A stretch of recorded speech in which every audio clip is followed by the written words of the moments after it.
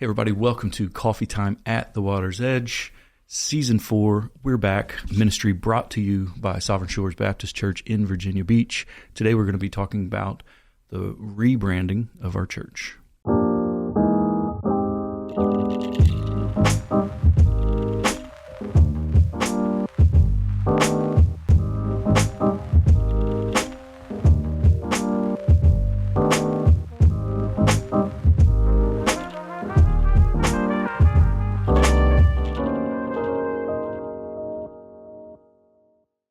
Hey everybody, I'm Steve Roby. It is so good to be back for Season 4 of Coffee Time at the Water's Edge.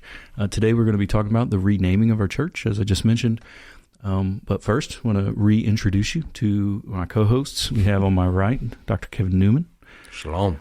And we have on my left, Pastor Adam Rastetter. What's up, everybody? We're pumped. Let's go. Yeah, we're back. Season 4.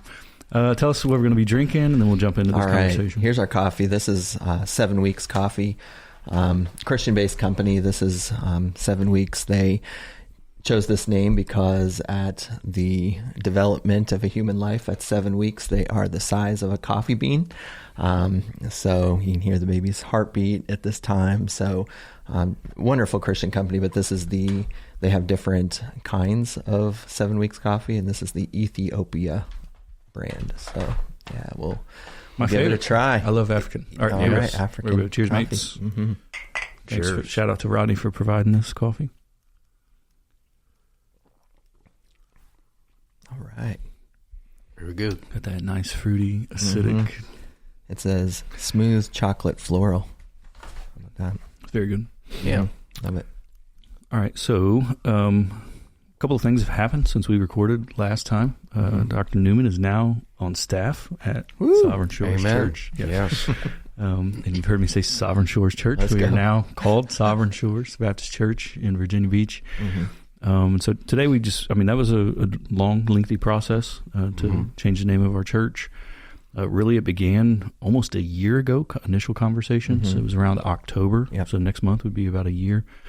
It was in October of 2024 that I received an email from a pastor who was going to be planting in Virginia Beach and just reaching out to a number of churches. And I looked at the URL and I noticed it was watersedgechurch.net, which is another church by the name of Water's Edge on the other side of the water, multi-campus church. And so I replied to that email, said, hey, are you from the Water's Edge over there? Said, yes, they were going to be planting.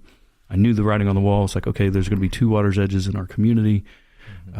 Set up a meeting with him and had a good initial conversation about that. And that kind of started the ball. You know, I shared that with the elders. I think even prior to meeting with him, that was going to be taking place. Right.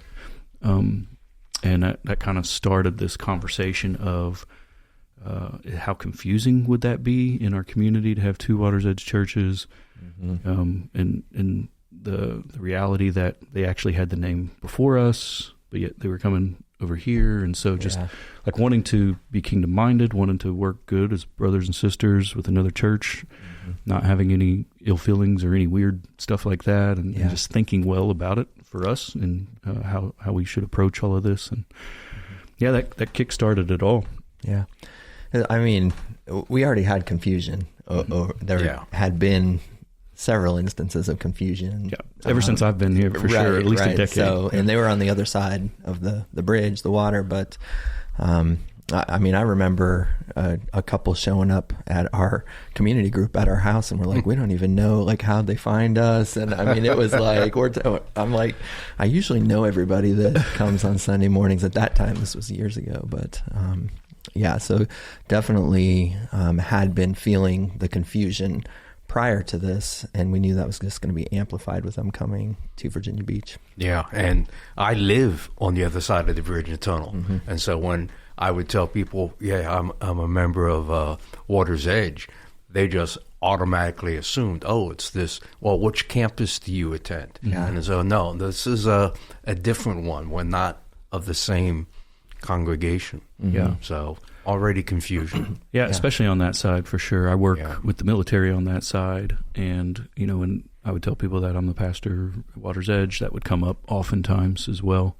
Some guy came up to me. He was like, "Didn't you tell me you were the pastor of Water's Edge?" And he was like, "I got on your website, and it was a different guy." And I'm like, "You're probably on a different Water's Edge Church website. We're in Virginia Beach, and et cetera." So I don't know how felt that confusion was for our people, but it certainly has been there for our staff for a long time. Yeah. And you being in your position, running in the circles that you run in, confusion. But my wife in particular, who is our administrative assistant at the church, has fielded hundreds of calls over the last decade. Like, that's not an exaggeration. Just the amount of phone calls and mailings that we would get and things like that were emails, things that were confusing us with them. And so it existed. And then we realized, well, if they're going to be in Virginia Beach, and meeting with them, it made perfect sense too. Like, I met with Pastor Sterling, wonderful guy. All my meetings with them, I met with their executive pastor, were wonderful. And just even sharing, the reasoning behind how they landed on Virginia Beach for their next campus. And initially, they were desiring to go further to, west and north up to Richmond. And but their online participation was significant in Virginia Beach in a certain area in particular. And so what a great desire to put a physical location. If you have people, we want people to gather in person. We certainly believe that. Right. That's a core conviction of ours. And so it made sense. And so there was no bad feelings about why they would choose to do that. It made sense, according to their metrics and the way they were thinking about it. Yeah. So for us, it just became a matter of, do we want to distinguish ourselves from them, just to alleviate the confusion in the community? Yeah.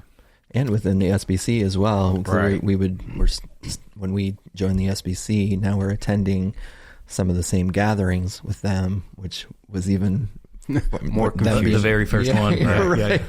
Yeah. Very confusing for others. The first annual homecoming we attended, our staff, and we took some others with us as well. I think Evan was with us.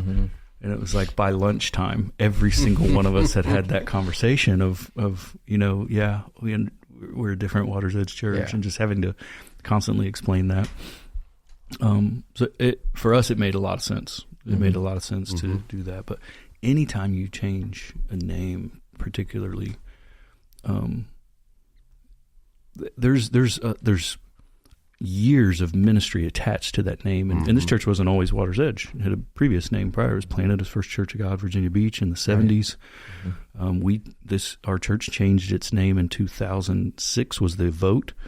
That Water's Edge Church had already been in existence for a couple of years at that point. And so they did have the name first. But anytime you have that kind of history, so for us it was almost 20 years, not quite 20 years of history at Water's Edge, but people had been married here. People had been baptized here.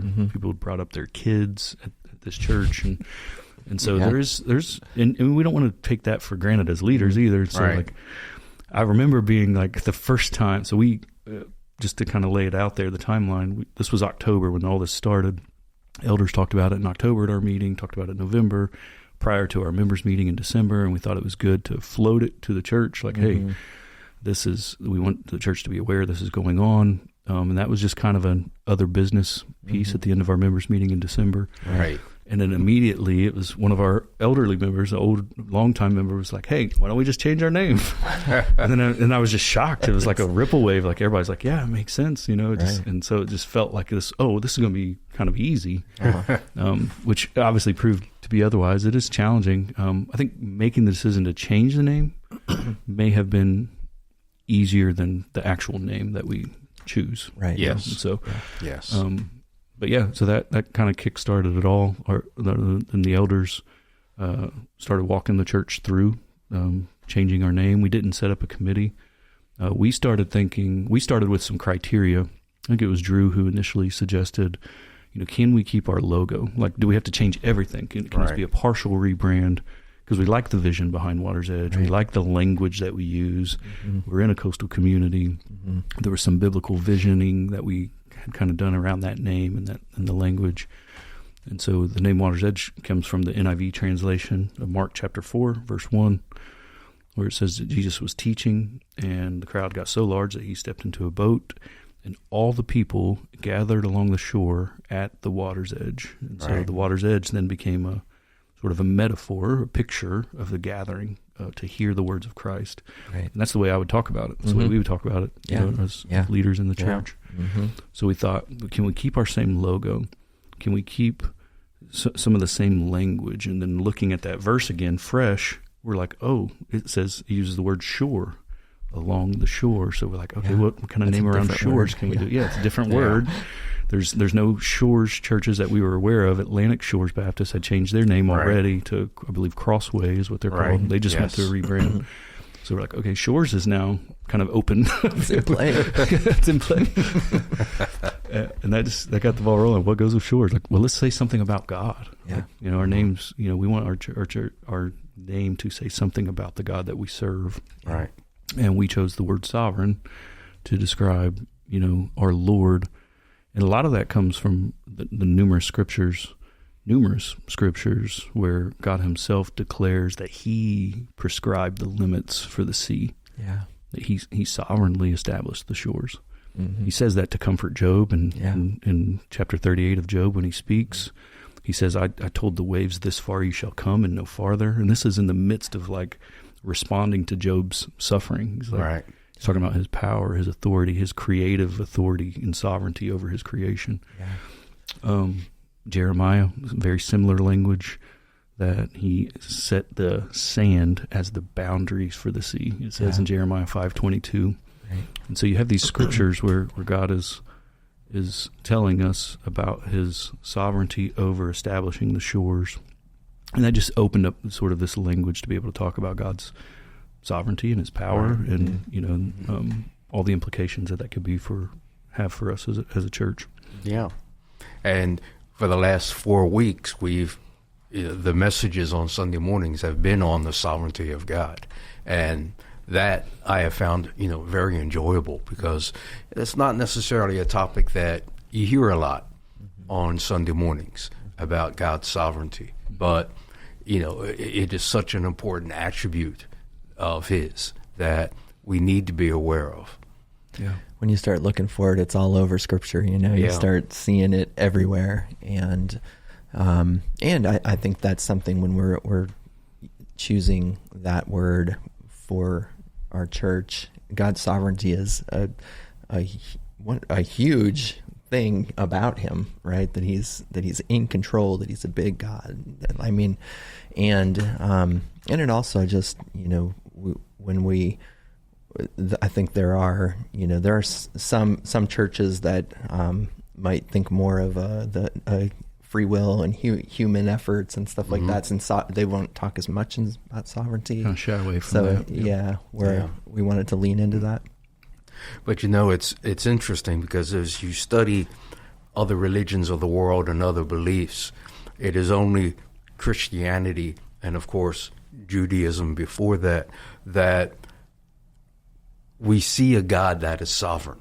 No other, whether it's polytheism or deism or whatever, has a sovereign God. Mm-hmm. And technically, even in Islam, Allah is not considered to be sovereign.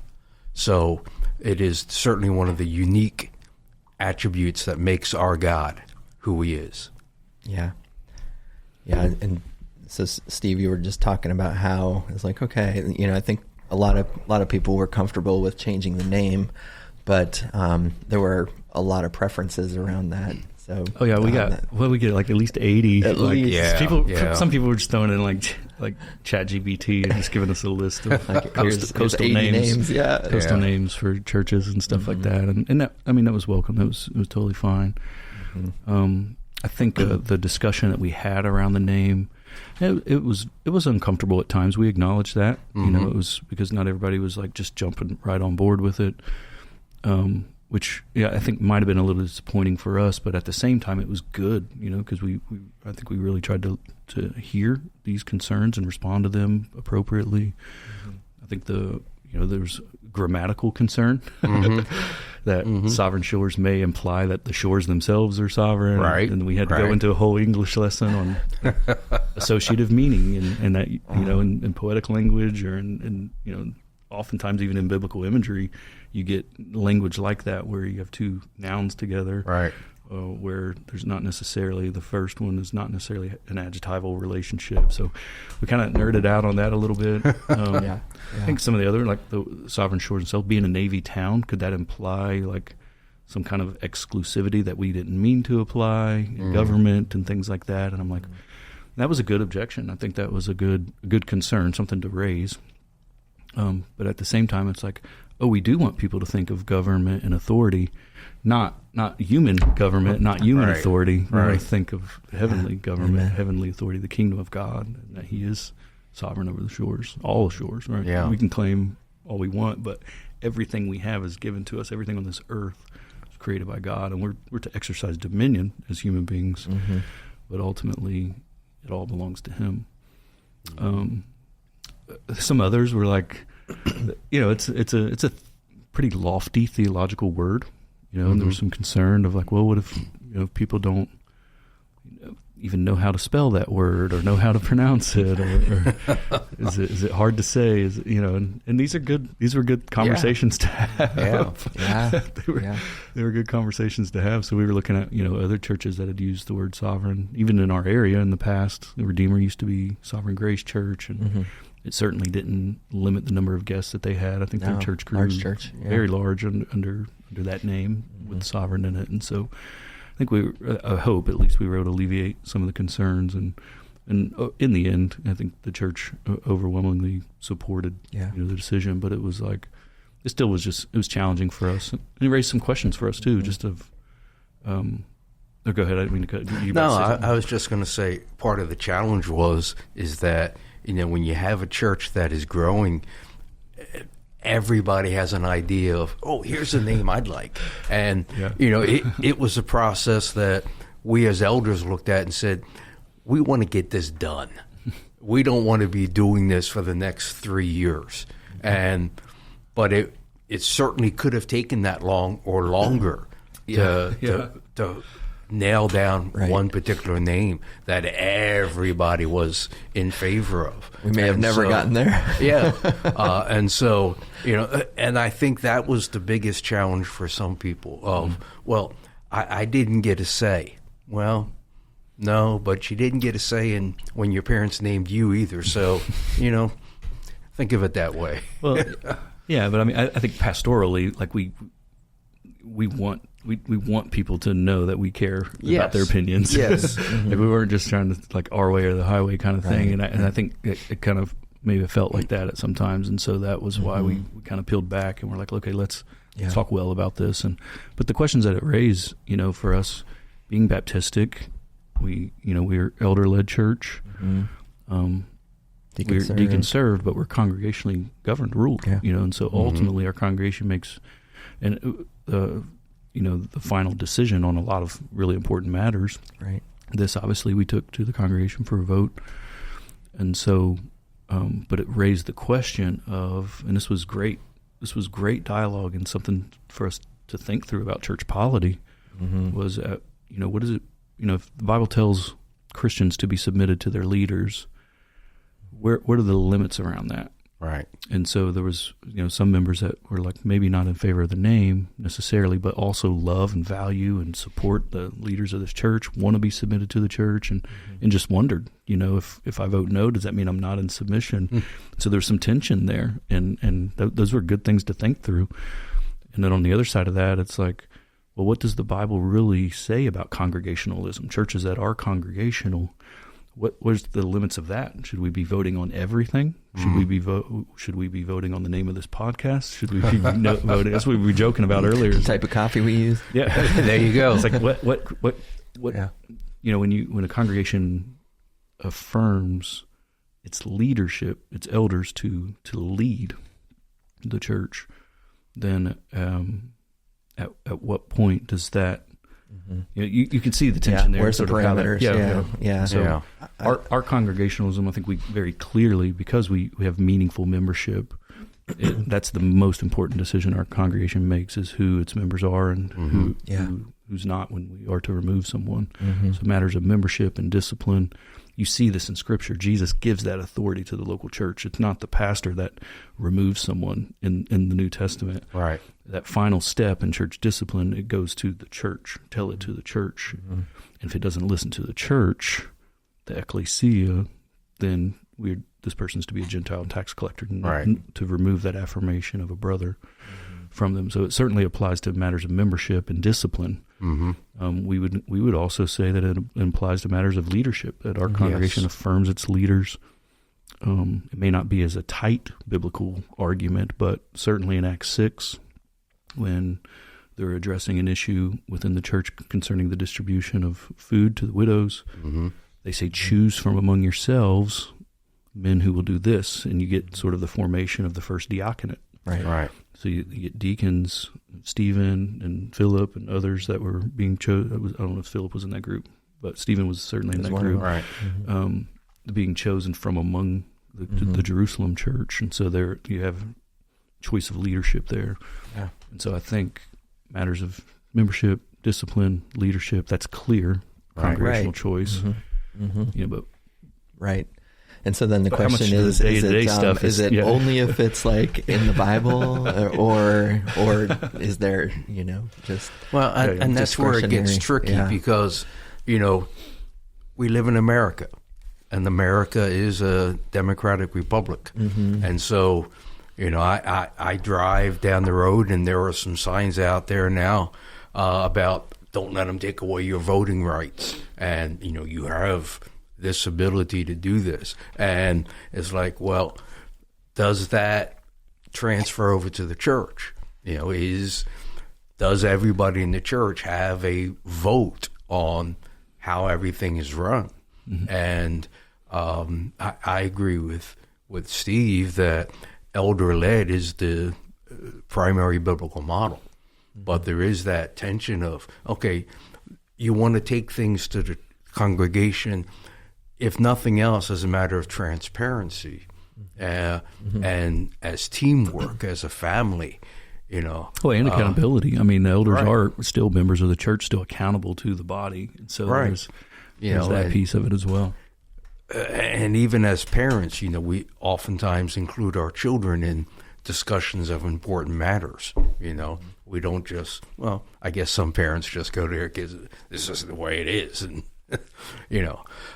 But there's always going to be that tension of, between who really has the final say. So, yeah, one beautiful thing too, to the credit of Water's Edge, the other Water's Edge, is that they helped us with that. Once we told them we were willing to have that conversation, they never once asked us to do this or anything like that. Right. But once we told them we were willing to have that conversation, and then that we were going to be voting on it as a church, and these were some of the concerns. And one of those concerns was, rebranding is not cheap. Like the roadside sign itself, several $1,000s. Right. And then new website, all kind of domain name, signage, all of the things associated with changing your name, or have real costs and price tags attached to them. And so they were very gracious and helped us with that significantly. Yeah. Right. Yeah. That was very generous of them, and so we're thankful, that they didn't just come and that they didn't have to reach out and tell us, planting, and just to show Christian brotherhood, unity, to have that conversation, and then to be generous in that. So it was nice. Yes. Yes. So, and the reason we're having this discussion today is because, as Steve said, the last time we broadcast, we were Water's Edge. Now we're Sovereign Shores. The sign has changed, and we even had one of our staff members say, somebody came to her and said, "Hey, you have a new sign out in front. Is everything okay at your church?" Thought the church closed and reopened. No, everything's great. This is what God wanted us to do. And it gave us a chance to rebrand ourselves. Yeah. No, it's great being on the other side of it now, and I think I'm very excited about the future. I'm excited about their campus. They're going to be launching this month at some point. We've navigated that with the websites and everything. I think there's there's still a lot of work on the back end of a lot of our documents and things like that, of just changing language and whatnot. But Katie Lynn was dealing with the fallout on Sunday with the planning center, with the check-ins. We changed planning center name, and it threw her check-ins off. So there's little things here, but we're I feel like we're almost on the other side of all those things. Mm-hmm. So great. So now we are Coffee Time at the Water's Edge. We're not changing that, but it is a ministry provided by Sovereign Shores Baptist Church in Virginia Beach. Yeah. Amen. Awesome. Any other thoughts? No. Great. It's good to be back. Thank you guys for hanging in there. If you've hung in there this far, we would encourage you to subscribe to our channel wherever you're listening to this. Leave a review, leave a comment, interact in some meaningful way. We hope to record weekly and to provide good Christian content, talking about topics of theology, getting into some cultural stuff, just cool stories from within our church and other places.